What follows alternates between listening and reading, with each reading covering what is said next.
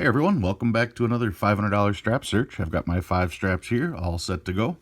Before I get started, I want to talk a little bit about this week's hint, which is going to be about facing bills. When you go through a stack of bills, odds are they're not all going to be in the same direction. These I went through, so when I go through them, obviously I put them in the same direction. That's called facing the bills. All the faces are facing the same way.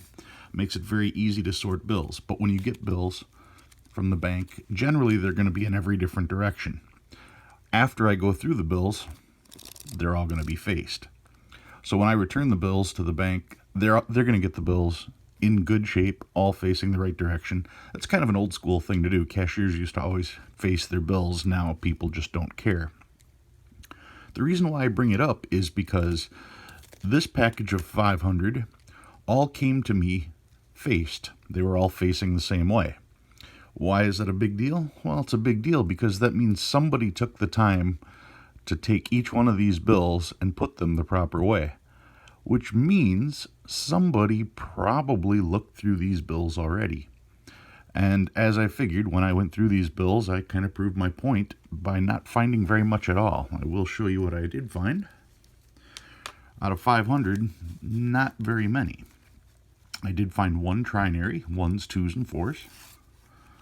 I found a quad 5s in decent shape. Found a quad 6s in decent shape. And a quad 9s that's in a little bit rough shape. I did find a couple star notes. H note, very good. Low number A. And a K note. All of them are 2013, so not too impressive. And this one here is a New York 2013 star note as well. So yeah, not a lot to go through there. And like I said, when I saw all my notes faced, I kind of had a feeling that they were going to be picked over pretty well. So this week I brought out some of my old 20s. Now the reason why I've got 3 here is because I want to talk about this one. This is a Federal Reserve Bank of Chicago $20 bill. It's considered obsolete currency. Usually when you see an older 20, you're going to see the standard small head 20 like this one here. This is from 1985. This was my 7 in a row $1 or 7 in a row ones.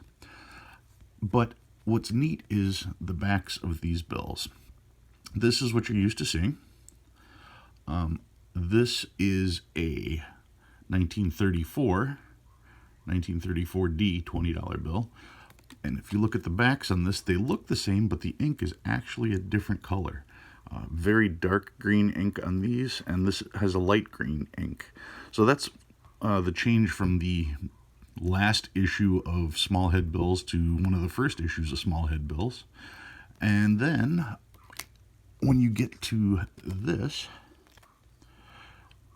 the $20 bill, this is 1929, series of 1929, Federal Reserve Bank of Chicago. The back of this bill is actually different. Not only is it the lighter color green, it's almost a bright green, but the picture is different as well. You can see the White House is a little bit smaller. All the trees are a little bit smaller. So I mean, it is a different back plate. They did change the design of the back, but it's so minorly changed that the average person wouldn't know it. So what makes this bill so special? This is, like I said, a $20 Federal Reserve Bank of Chicago note, not to be confused with a national bank note.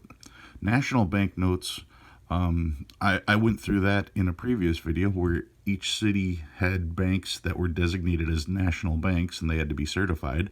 This is a Federal Reserve Bank note. So this one is literally from Chicago. Each Federal Reserve, there was a total of 12 of them. So there were 12 different types of Federal Reserve bank notes. This being one of them. G is the designation for Chicago. They do the lettering just like they do with the Federal Reserve now, letters A through L. So B, like this note here, would be New York. This one you can see here, G, Chicago. So this was a note that I got from a friend of mine who just had it sitting in his drawer, asked if I was interested in it, and I said, sure. This bill is considered obsolete currency.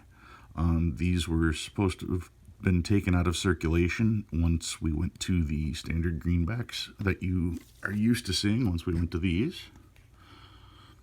So to find one of these with the brown seal, it's just a neat bill to have. It's something you don't get to see too often, especially since if you were holding it backwards, it would look just like your regular 20.